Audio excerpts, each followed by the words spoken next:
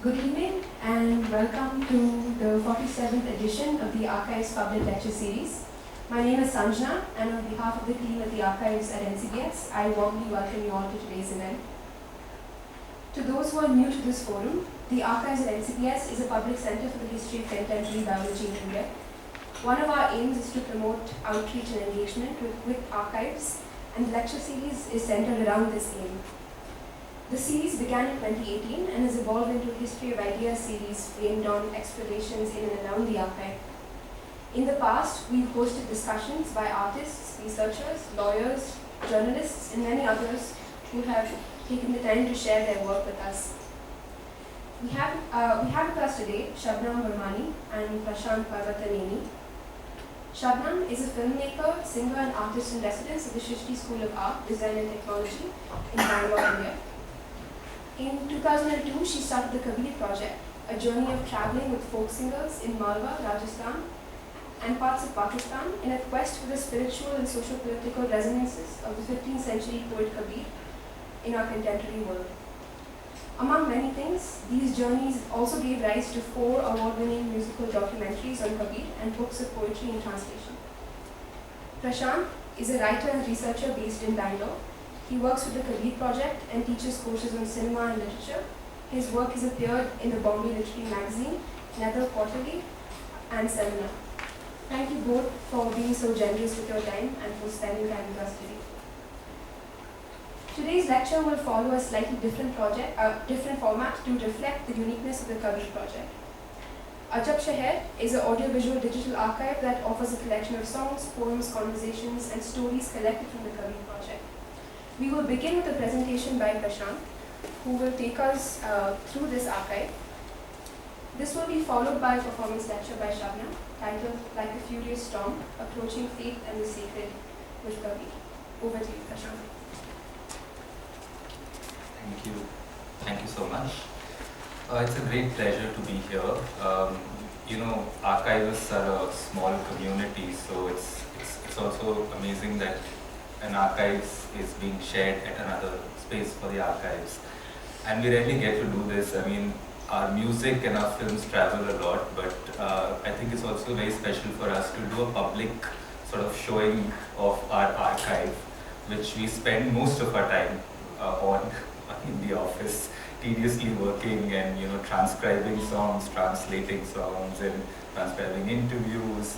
So it's a great way for us to actually present our work, a large part of our work with you, which actually involves a lot of our day-to-day work. So I'm here to actually present, as I said, some glimpses and thoughts around our archive, which is called Ajab Shahar, a wondrous city. Ajab Shahar presents a curation of songs, couplets, and conversations around mystic poetry, coming from devotional traditions of Bhakti, Sufi, and Baul.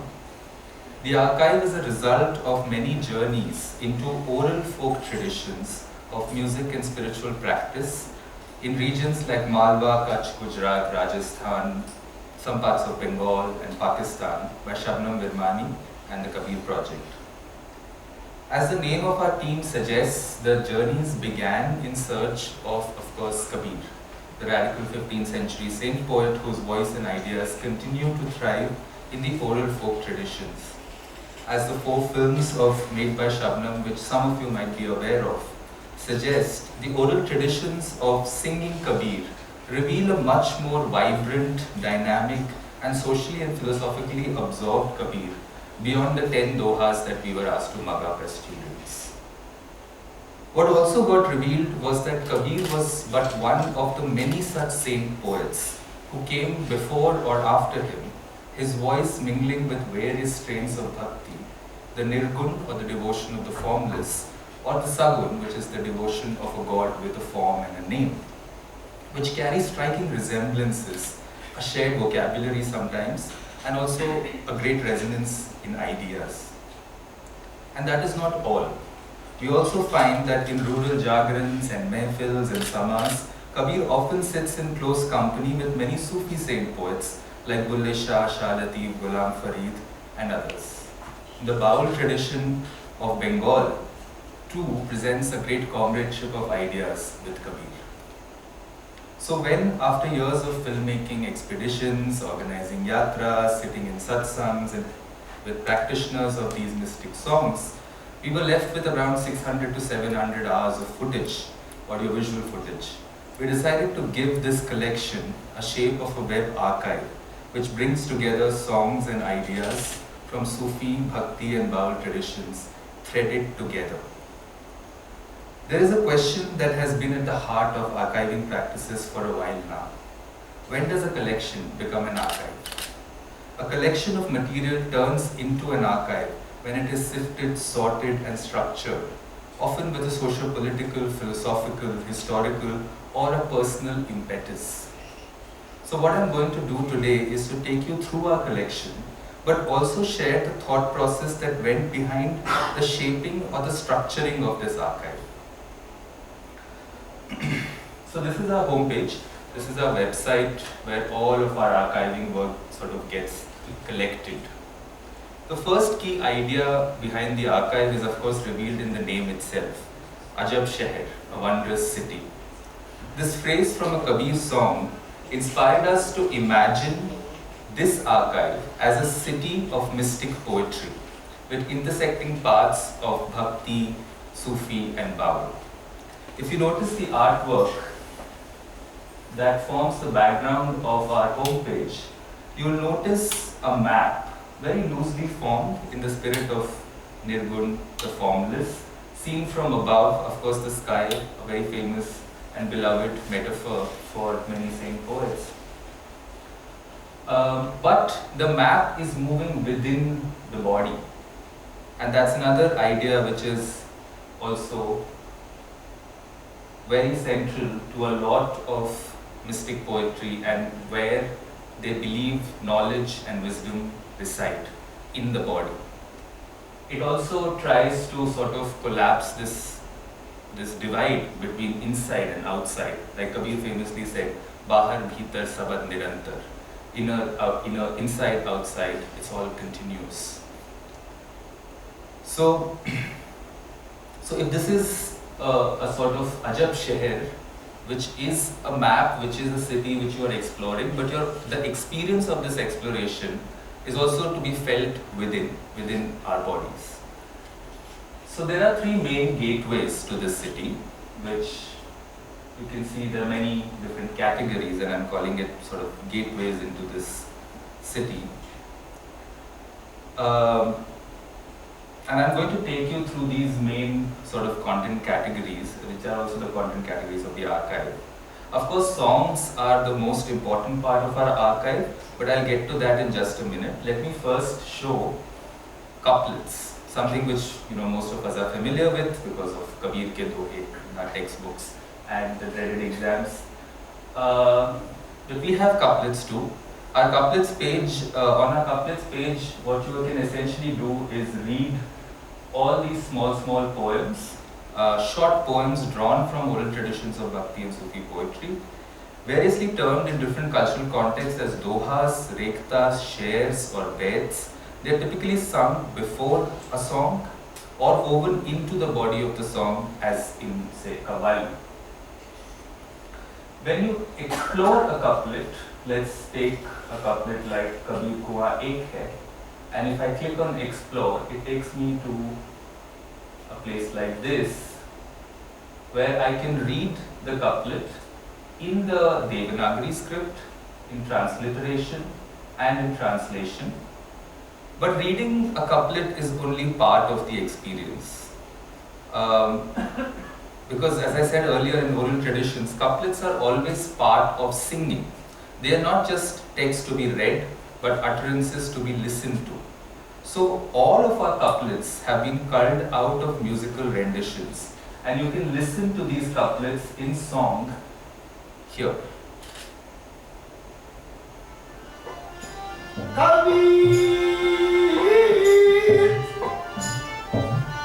Kabir Kuan Hai Panhariyani Bharat Nyare Nyare Hai Pani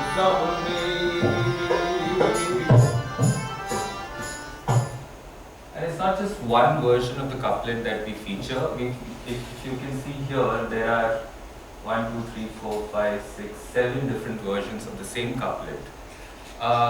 What is interesting is that, well, if we were text-based archive, then we would be very happy to just put that couplet there. We've recorded it, we've preserved it, and our job is over. But that's not what we are doing. We are recording expression, which lies in music. So as many different renditions of music throw up just small little variations, sometimes beautiful variations in style. And you just heard this couplet in the voice of Abdullah Bhai Turk from Kutch. Let me play a version by Muralala Marwada.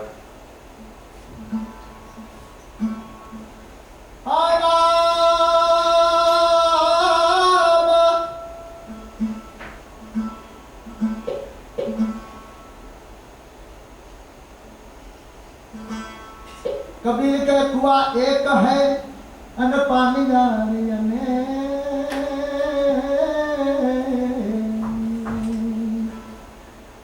बर्तन न्यारे न्यारे पानी सब में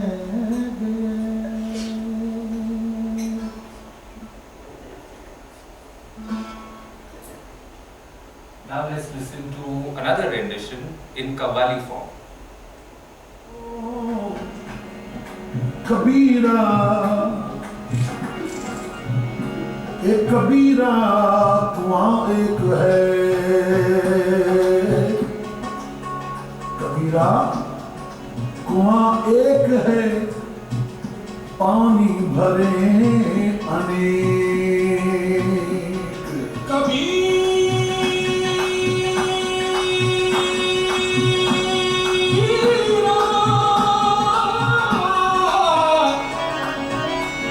कबीरा कुआं एक है। इस अल्फाज को, इस जुमले को यूं समझने की कोशिश कीजिए जो मेरी सोच है। कबीरा कुआं एक है, कबीरा एक कुआं है, कबीरा एक कुआं है और उस कुएं से सब पानी भर रही है। कबीरा खुद एक कुआं है, वो एक इल्म का, दरिया का, मारिफत का, बुद्धि का। So you can see how with each rendition the couplet also opens up. Bhanda becomes Bartan, Bartan becomes Bhanda. Kabira Kuan Ek Hai becomes Kabir Kahe Kuan Ek Hai. So with each rendition a different flavor, a different texture of poetry changes, and that is the beauty of oral tradition. And that's what we are interested in. It's not just to sort of record that, oh yeah, so you must know this Kabir couplet. It's to know how it's to know how the beauty of language changes the poem, sort of like colors the poem in its own and gives it new life over and over again with every rendition. In fact, this is also a bit of a limitation, because Muralala ji, when he sings the same couplet again, will not sing it this way. So this is already a bit of a documentarian sort of crisis. But nonetheless, I think we're trying as much as possible to keep as much of orality alive on the site, and this is also an evidence of that. Quite like the well, like in this couplet, quite like the well is one and the water bearers many, the core philosophy remains the same, but the expressions vary.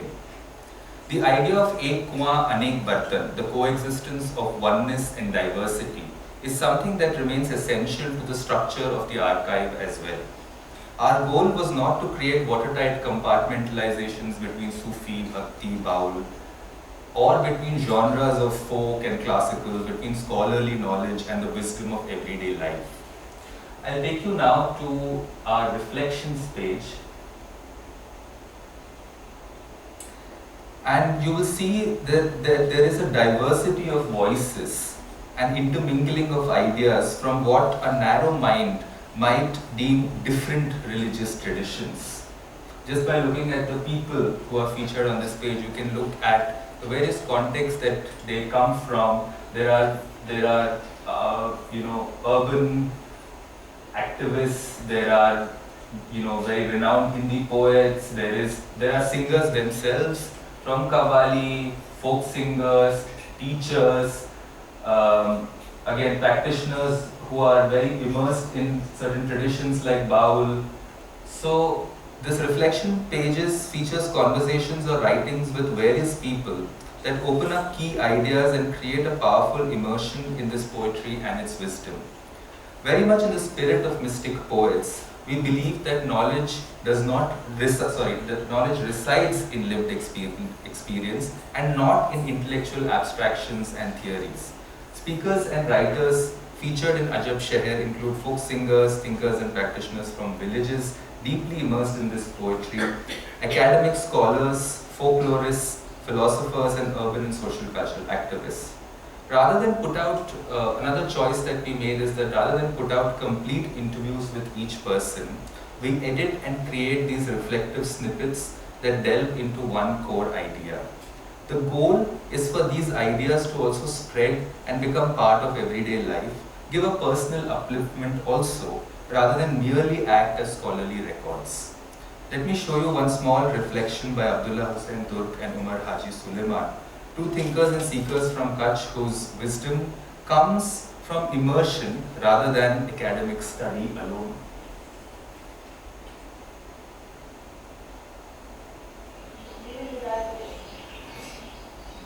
ये जो है वो तसव्वुफ की बात है कि मालिक को कोई कहाँ यहाँ से जाता है कि काबे में मिलेगा, कोई हरिद्वार में जाता है, कोई बोलता है नहीं ये कभी वस्तु वहाँ पे बुद्धिका में मिलेगा, कोई बोलता है नहीं अपने अपने धर्म के मुताबिक। तो ये अलग अलग रास्ते हैं, यहाँ से वहाँ से होकर के जाना नहीं है। यही कभी सब बताता है कि ये गिरते लगा रहे हैं। जैसे दूसरी जगह बोलता है कभी कुआ एक है, बनिहाली है, बर्तन न्याय न्याय है, पानी समझे है। यही हमारा मेथड अलग होता है। यही कि मुँह भायो तड़ हेको, तड़ हेको यानी दरिया में जाने का रास्ता होता है, यहाँ से उतरा जाए, मुँह जाए मैंने यूँ समझा कि ये तड़ एक ही है, लेकिन तड़ से अलग कहा जा, कोई यहाँ से निकले कोई वहाँ से नहीं निकलता है। जो जिया नहीं हो उसे उकली क्यों पार, कि जो जहाँ से नहीं उतरा वो पार हो गया। अब इसको लतीफ साहब और तरीके से हो जाता है कि एक कसर जान मकान, ये मकान एक कसर दर लख इसके लाख दरवाजे, एक एक दरवाजे के बीच में 100-200 खिड़कियां ये वाली, एक कसर दर लख सहस्या सदस्य खिड़कियां, सैकड़ों खिड़कियां वालियां, एक कसर दर लख सहस्या सदस्य खिड़कियां, जहाँ कहीं आप क्या साहब साहब क्या बात का पहला यहाँ से देखा, इस खिड़की से देखा तो भी सामने था, कहीं से देखा।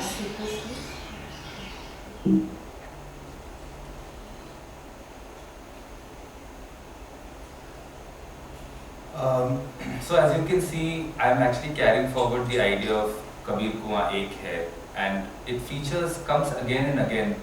We found that a lot of ideas in our archive keep connecting and bumping into each other over and over again across different content categories. Sometimes somebody speaks about in reflection, then it becomes part of the couplet, that same couplet is part of a song. So it is an intermeshed, interconnected sort of city in that sense, where paths keep intersecting. And we have tried across the archive to stay true to this idea of multiplicity, of paths being many, but the core essence being one. And let me illustrate this now with our Ajab songs. Ajab songs house live recordings of songs from the oral traditions. In celebration of this rich tradition, we've chosen not to feature purely printed sources of poetry. These are songs gathered from professional performances, from yatras, at home, in a train, on a boat. They are sung by folk singers and classical singers, but also by fruit sellers, ticket collectors. You might see some of them popping up here. This is a ticket collector who sang the song for us. A beautiful song about death. Or just simply lovers of this poetry. As you can see also that every song that is there on this archive comes with a singer, and multiple singers sometimes sing the same versions of the songs. Sorry, I meant different versions of the same song. I'm getting confused between sameness and difference, which is kind of telling. The idea, also another interesting thing is that when say two different singers sing the same song, we treat them as two different songs and not the same song. So there will be two sort of songs that you will see which have probably the same title sometimes or a variation on the title.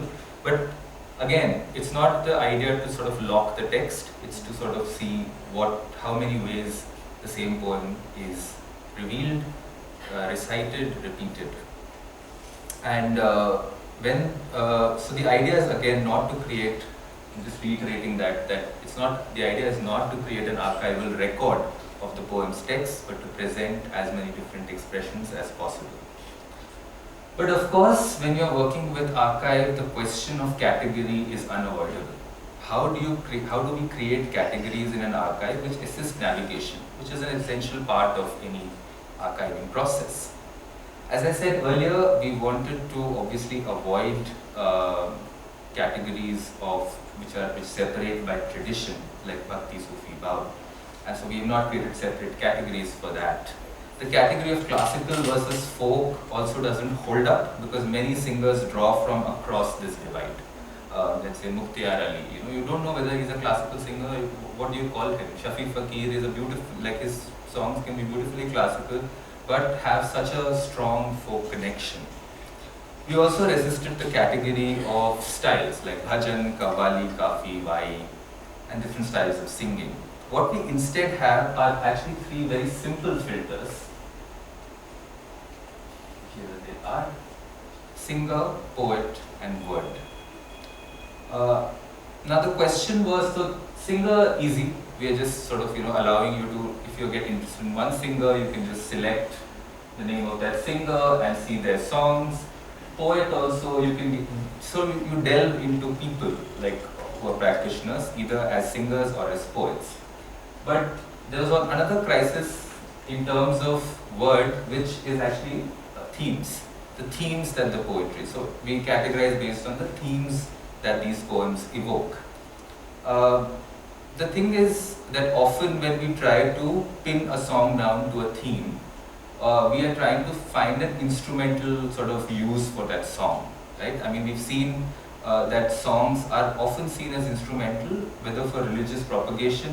So, you say that this is a song about Ram Bhakti, or this is a song about, I don't know, a good moral living, or for socio-political activism, that this is a song about religious harmony, this is an anti-caste song, and all of these songs are all of these things. But before they become all of these concepts, they're also poetry.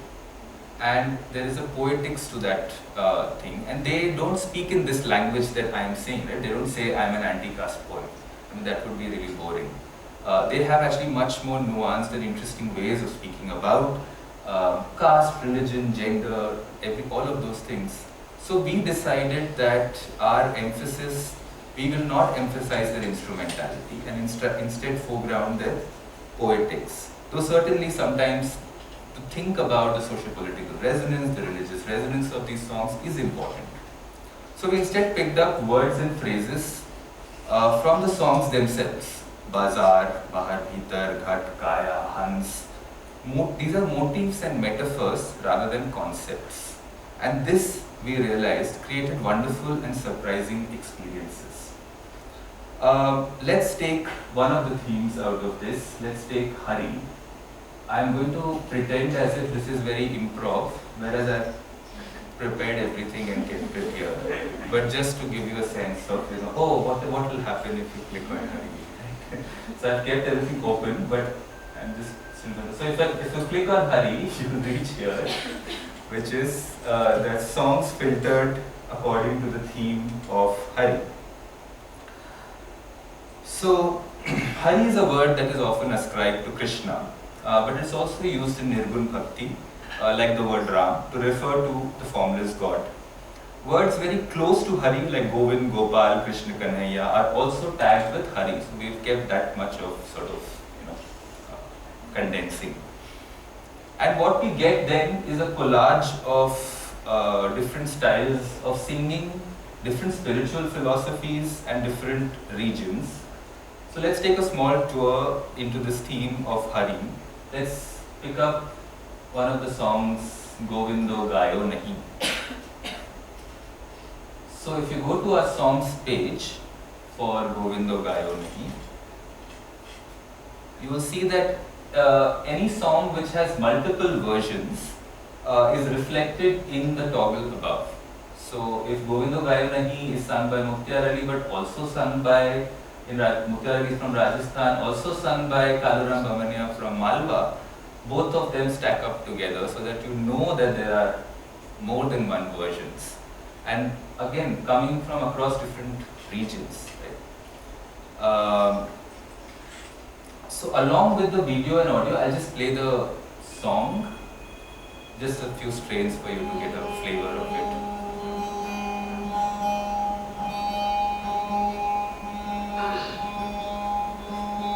Ram भजन बजियो नहीं,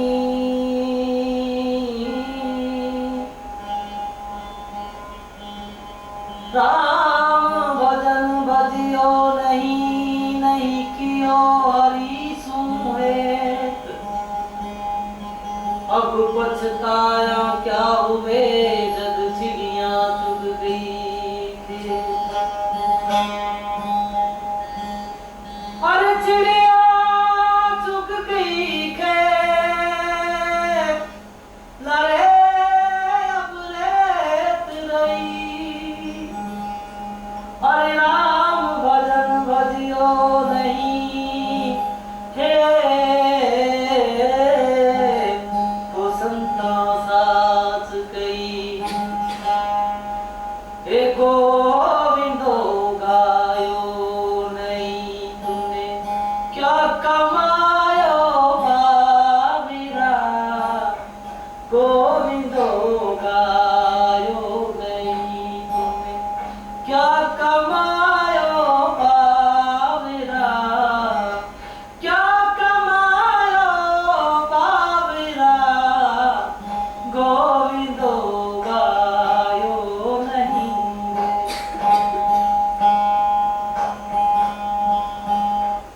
So that's Mukhtar Ali. I'll quickly play a few strains of now Kaluram Bamania singing it. क्या कमायो बाबा, गोविंदो गायो नहीं। So you can also see the difference in context. Somebody is sitting with a tambura inside their home. Then there is a large gathering of a Rajasthan Kabir Yatra where Kaluram Bamania is singing with his full mandli. So the experience of listening to the song in as many different possible ways as you can is also something that is very precious for us. We also write these little notes, give information about the singers, how to contact them. This also we die over a lot, like just to write one note of a song, how to most wonderfully express the idea behind the song. Then all the credits of the video, etc. What you also find on the song, of course, is that we are not, as much as we foreground oral traditions, not like we are like completely denying you the text. So under the song, in case you want to sing along, the whole text of the song is given in English transliteration, same as with couplets, along with Hindi text in Desoi Devanagari and English translations. All the videos are also subtitled in English and Hindi, whether it is conversations or songs. There's a very interesting story behind this song itself actually, which actually we are very excited by that story because when we started this work on this archive, our goal was not to preserve this tradition. I don't think the tradition needs our benevolent gaze to go and preserve it. It's a very living, alive, kicking tradition which can help us there's nothing that we are doing. I mean, like, we don't have to really come from that position of we'll help save this tradition kind of a thing. It doesn't need saving. It's very popular. Thousands of people are listening to it, and in fact, we are the minority who sit and we then go very exotic or something like that. But so it was not with the goal of preservation that we were doing this work of archiving, but the fact that collecting, curating, since we have all these material and transmitting, might take these songs to different places and give them new permutations and combinations. So interestingly, Muktiar, so Kaluram Gamanya learned this song, as Shabnam tells me in the story, Govindo Gayavani, by listening to Muktiar Ali recording. And that's how the song traveled from Rajasthan to Malwa. Of course, for years songs Kabir have been traveling between regions, but they were traveling through bodies. Now we are also participating in that bit of traveling through our digital sort of objects, sending them into ether of internet, and somewhere it's sort of like making these constellations of songs possible. Anyway, that's something of a story which I found exciting. Now let me tell you about something very interesting. We have a section called Related. If you click on Related, it takes you to the related section of Govindo Gayavani. It shows you all the different content, couplets, songs, conversations, etc., which are connected to the keywords which appear in the song, and if they reappear in some other songs, appear in some other reflections, again the couplets, all of that gets pulled up. A random selection gets pulled up because we have so much that the page would sort of overflow. So you get a random selection, and you can keep clicking on these tags to get even more specific and say that what are the songs connected specifically to Hari, what are the songs connected specifically to Ajab, what are the songs connected specifically to Murak or something like that. Right? So I have, let's say we click on Hari. What is interesting is that we listen to sort of a Nirgun Kabir Bhajan, Govindo Gayavani. In the related section, clicking on Hari might then lead you to a Sufi Krishna in the voice of Qawwals from Karachi, singing Kanhaiya Yaad Hai Kuch Bhi Hamari, written by a Hyderabadi poet called Nawab Sadiq Jang Bahadur Hilm. Name itself is quite heavy, and it's very interesting. Kabir to Nawab Sadiq Jang Bahadur Hilm, both talking of different evocations of the similar or same idea, which is Hari, Krishna, Gopal, Govind. I'll just play some strains of this also. पास चलने के लिए है तो दूर तलक जाए कन्हैया याद है कुछ भी हमारी कन्हैया याद है कुछ भी हमारी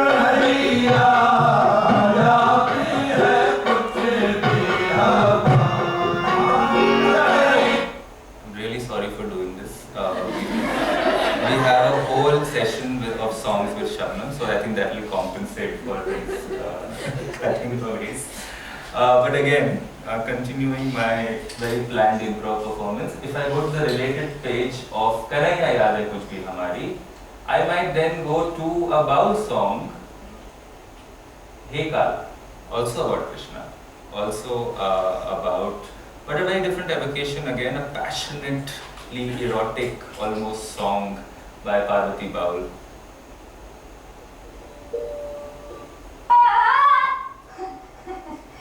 Means the dark one.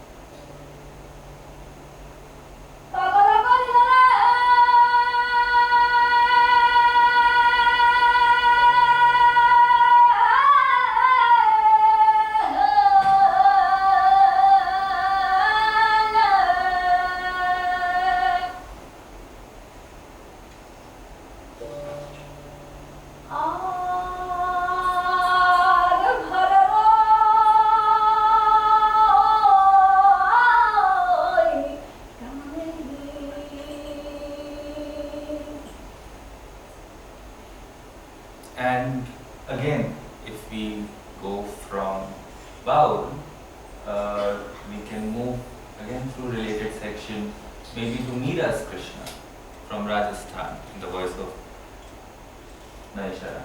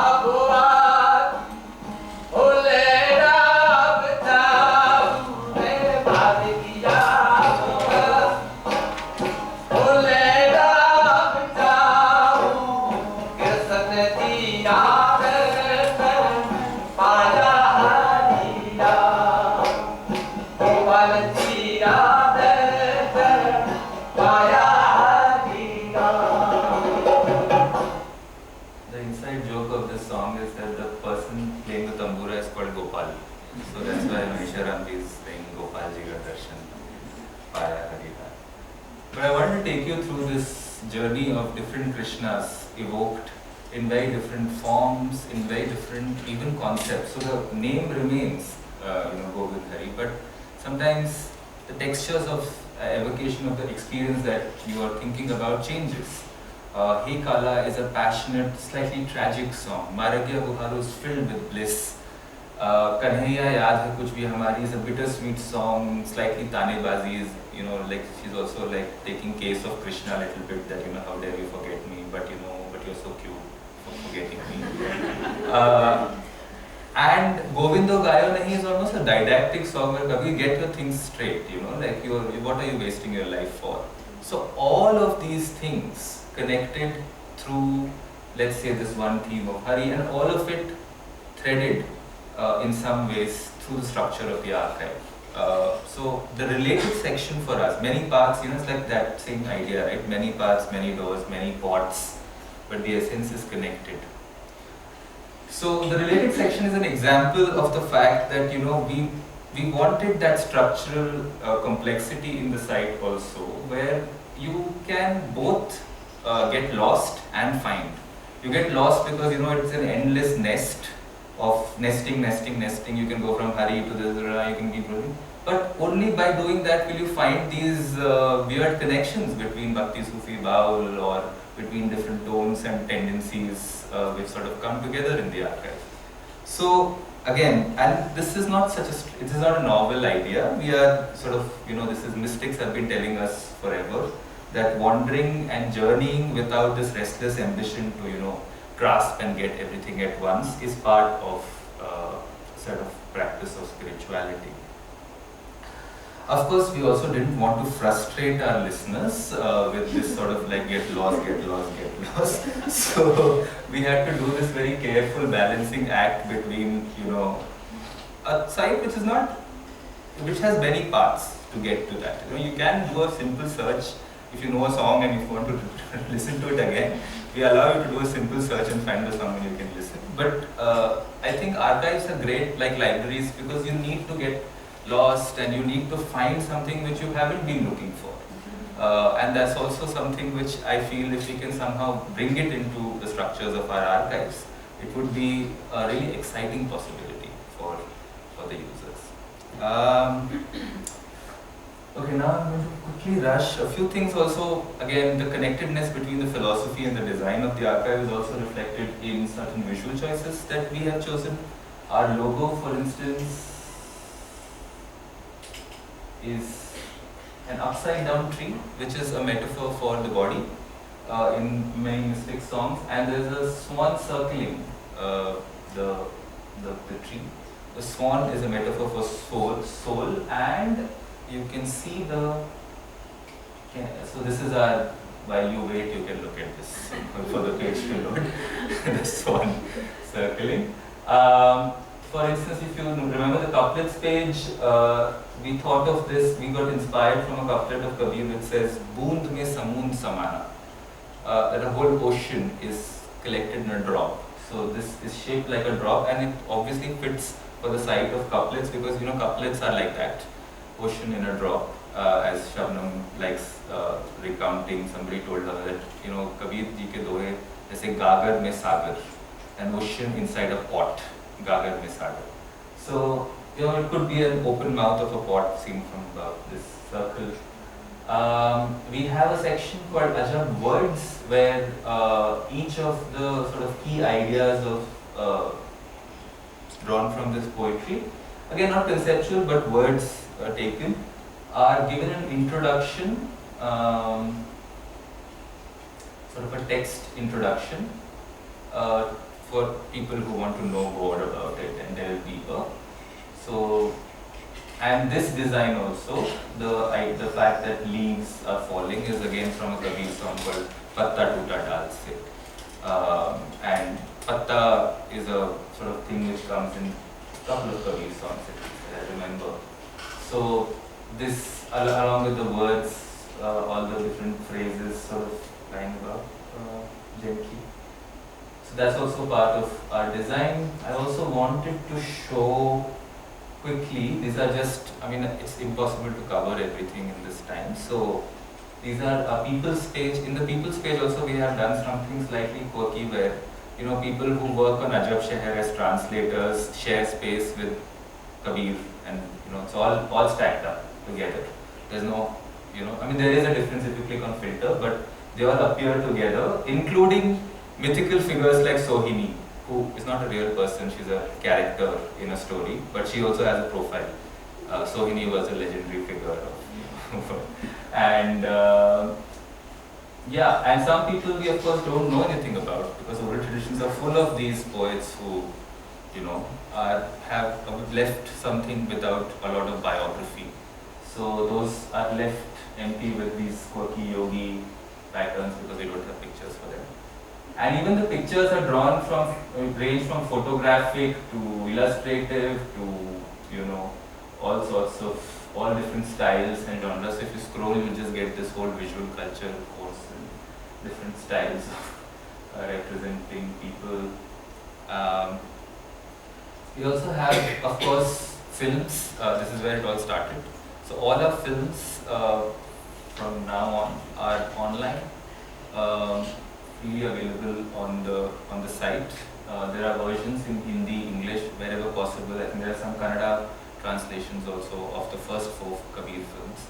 All the films are here. Along with each film is also broken down into episodes. If you remember, or if you are sort of interested in watching a part of it.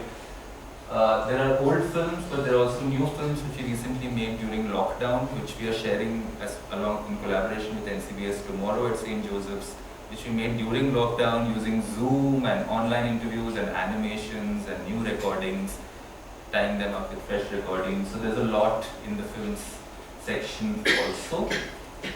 I also wanted to sort of say that a large part of our work is of course also translation, because all the songs and reflections in these archives come with subtitles in Hindi and English. Our goal is for the archive to reach the regions from where the songs come, so that the archive is not just a site of preservation, as I said earlier, but a living participant in these traditions. This is why we also have all these videos available on YouTube. Despite YouTube being in the hands of a giant corporation like Google, and they do create a lot of headache for us, we realize that it is a popular medium which is easily accessible and shareable for people, especially in rural areas. Engaging from the comments on our YouTube channel, a large part of our audiences are non-English speaking, non-scholarly, non-academic people who are just listening to the songs and the poetry for pleasure. And of course, for all the kinds of possibilities of pleasure, right? It's not that it's just pleasure. I will also just end by adding a note of criticality, something that I hinted at in the beginning, which is that there's of course an inherent irony in creating digital documents or artifacts out of a tradition that relies on impermanent and transient medium of music and voice, and the liveness of music and voice. You know, Kumar Gandharv once famously said that मैं दुनिया के सबसे नश्वर कला का साधक हूँ. I am the seeker of this world's most impermanent art, which is music. Nashwarta or impermanence is an idea beloved of the mystics. They constantly remind us of it and also chastise people who are insistent on creating, easily consumable knowledge objects or rituals. A digital artifact like recordings of Ajab Shahar then also become prone to, things like copyright and monetization and possession, or at least the quarrels around it. Whereas the oral traditions often thrive because of the lack of it. In all of our processes, we try and underline the multiplicity of versions, the non-fixity of a poem's text, and the shared commons approach to traditions. But the fundamental question still remains, and we are continuously grappling with it. And yeah, so I think that's it from my side. And if there are any questions, I would like to invite Shabnam also onto the stage to just take any questions that you might have.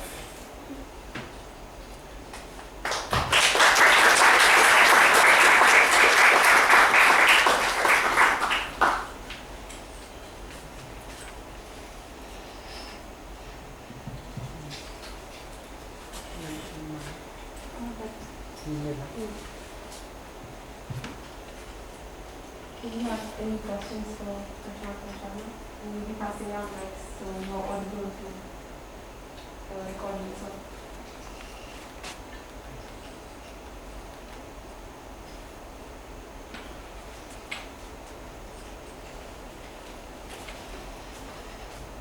My question might be very naive. I'm Atul from NCBS team. And so my question might be very naive. Since I come from Rajasthan, so being there, seeing all this.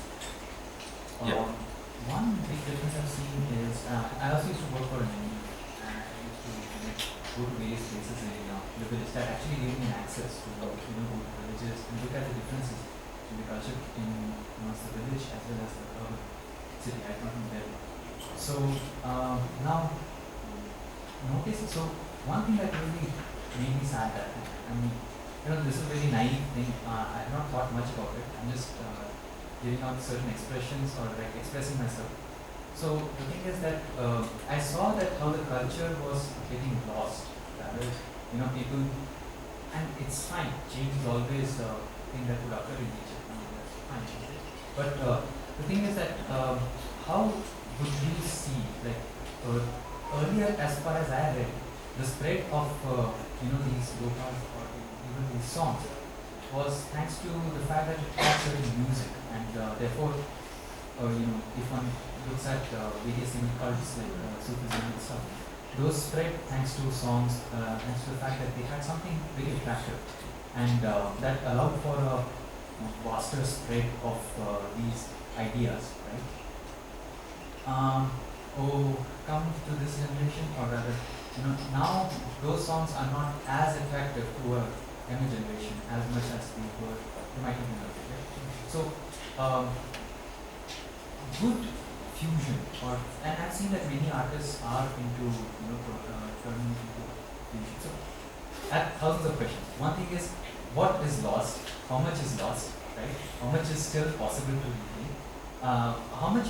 Certain things are definitely pretty widespread and pretty common.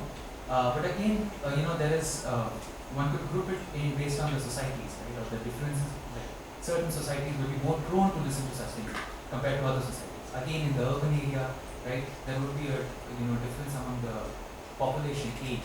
Right? One could easily figure out, and there the statistically come out very easily. So, what is your experience on this, and how exactly do you think that is maybe later 10, 20 years forward, would it be like required to preserve it, save it, or just like? I mean, first of all, when you think of fusion, then you also start thinking about what is the pure category which is getting fused, right? From my experience of listening to these songs, they are in a constant state of fusion, and they have been for many years. Otherwise, you wouldn't see a violin in a very traditional folk troupe. In fact, we were also once talking about how certain instruments which certain folk troops are using have been fashioned out of construction work material, like the ghamelas in which you carry. That has become an instrument, ghada ghamela, right? So, I mean, fusion is part of this music, right? So it's not closed off. Many of the folk musicians have been collaborating with several, international or other artists, sometimes singing in, the songs have become part of films, and so all that is anyway happening. But I think the tradition, or rather the integrity of that, kind of remains, and with the amount of young people who are interested on our channel doesn't show that young people are not interested in this music. At least my experience has been, like, whenever we interact with students, and we have done several courses in colleges, Shabnam has taught some young people singing, I am not sensing that panic of young people will not remember, or so at least that's something that I'm not too worried about, actually. I also feel the philosophy of Kabir itself won't be too worried about fusion. Because I think what Prashant also underlined as the underlying vision or inspiration of the entire archive, and indeed I'll talk about it in my presentation, is the porosity of these traditions. The fact that they are constantly intermingling, interpenetrating. There are no pure categories. In fact, purity is a deeply problematic project of our times. And rather, it is the pundit's gaze, I would say, the scholar's gaze that goes to these rural areas seeking purity, seeking authenticity, seeking, areas of watertight knowledge. And the people of the tradition will laugh in your face if you are seeking a pure Kabir song. Even like he pointed out, authorship is a very porous idea. It doesn't matter. You are participating in a tradition that is much, much bigger than you. So you put your little author's ego where it belongs and participate in a tradition that is vaster than your ego self. So fusion, like he pointed out, is happening across rural contexts as well, not just rural-urban contexts. And regarding your sadness about these thoughts becoming more and more less popular in our times, yes, we are in a particular moment in history where these ideas are gaining less ground, if you will, but it's okay. As Farideh once said to me, ilm kabhi lipt nahi hota, alim lipt hote hain. Knowledge stays. There will come a time when seekers shall reach for it. And like even with fusion, it's about the integrity of fusion also, right? Like with what intention are you creating these fusions?